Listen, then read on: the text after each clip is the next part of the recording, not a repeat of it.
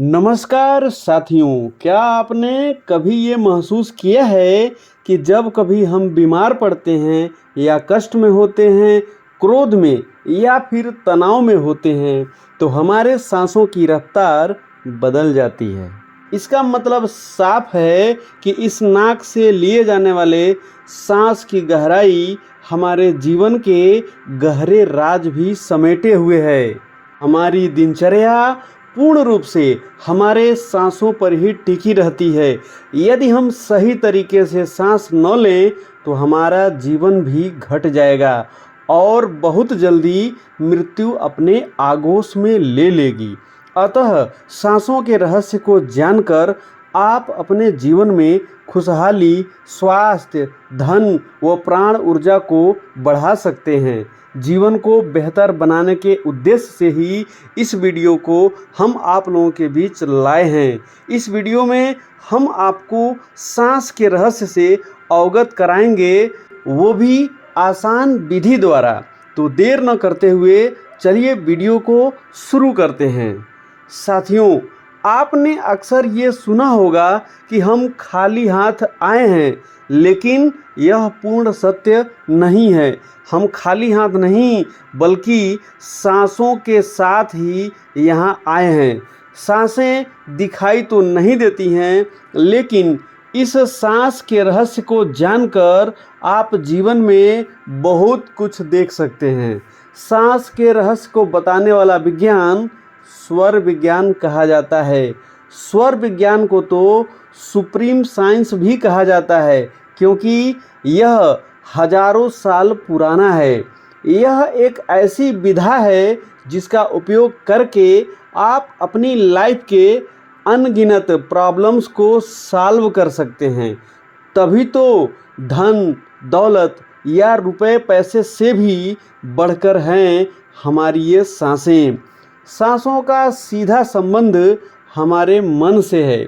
इसका मतलब यह है कि सांसों की गति पर नियंत्रण करके हम अपने चंचल मन को सही दिशा दे सकते हैं, क्योंकि आप अपने जीवन में हारेंगे या जीतेंगे, सब मन के ही कारण संभव होगा। एक कमजोर मन हार का ही स्वाद चखाएगा। आइए सांसों की प्रकृति को जानते हैं। योग की भाषा में सांसों को प्राण वायु कहा जाता है। यह प्राण वायु हमारे सूक्ष्म शरीर में 72,000 नाड़ियों के माध्यम से बहती रहती है। सभी नाड़ियों को 3 मुख्य नाड़ियों ईड़ा, पिंगला व सुषुम्ना में बांटा गया है। इनमें ईड़ा नाड़ी की प्रकृति ठंडी होती है, जिसे चंद्र नाड़ी या चंद्र स्वर भी कहते हैं। पिंगला नाड़ी की प्रकृति गर्म होती है, इसलिए इसे सूर्य नाड़ी या सूर्य स्वर भी कहते हैं। और जब ये दोनों नाड़ियाँ एक साथ चलती हैं तो उसे सुषुम्ना स्वर कहते हैं। अब आप सोच रहे होंगे कि इन्हें कैसे पहचाना जाए, तो बहुत ही सरल उपाय है इनकी पहचान करने का। आपकी नाक में 2 छिद्र हैं, इनके नीचे एक उंगली रखिए और सांस छोड़िए। यदि बाएं छिद्र से सांस निकलती हुई महसूस हो रही है तो समझिए कि ईड़ा स्वर चालू है, और यदि दाएं छिद्र से सांस निकल रही है तो समझिए कि पिंगला स्वर सक्रिय है। परंतु नाक के दोनों छिद्र से सांस चल रही हो तो समझिए कि सुषुम्ना स्वर चालू है। देवरिया जिले के मशहूर संत देवराहा बाबा के बारे में कहा जाता है कि वो 500 वर्षों तक जीवित रहे।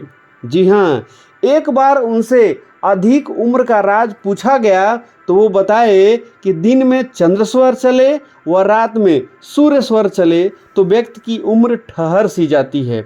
यही नहीं, यदि बाएं नाक छिद्र से सांस चल रही हो तो पेय पदार्थ जैसे पानी, दूध आदि पीना चाहिए, जबकि दाएं नाक छिद्र से सांस चले तो भोजन आदि ग्रहण करना चाहिए। जब दोनों नाक छिद्र से सांस चले तो ध्यान, साधना जैसे आध्यात्मिक कार्य करने को कहा जाता है। एक विशेष बात मैं आपको बता दूं कि चंद्र व सूर्य स्वर को आप अपनी मर्जी से भी चला सकते हैं। जी हाँ, इसके लिए मान लीजिए ईड़ा अर्थात चंद्र स्वर चल रहा है, अर्थात आपके बाईं नाक छिद्र से सांस चल रही है और आप सूर्य स्वर चलाना चाहते हैं तो आप बाएं करवट लेट जाइए। इसी प्रकार यदि चंद्र स्वर चलाना है तो आपको दाएं करवट लेटना पड़ेगा। इसके साथ ही मेडिटेशन अर्थात ध्यान साधना के द्वारा भी सांसों पर नियंत्रण करके स्वस्थ व खुशहाल जीवन जिया जा सकता है। साथ ही आर्थिक लाभ कमाया जा सकता है व किस्मत को भी बदला जा सकता है। आज के वीडियो में बस इतना ही। अगले वीडियो के साथ आपसे फिर मुलाकात होगी। तब तक के लिए आप सभी को धन्यवाद सहित नमस्कार।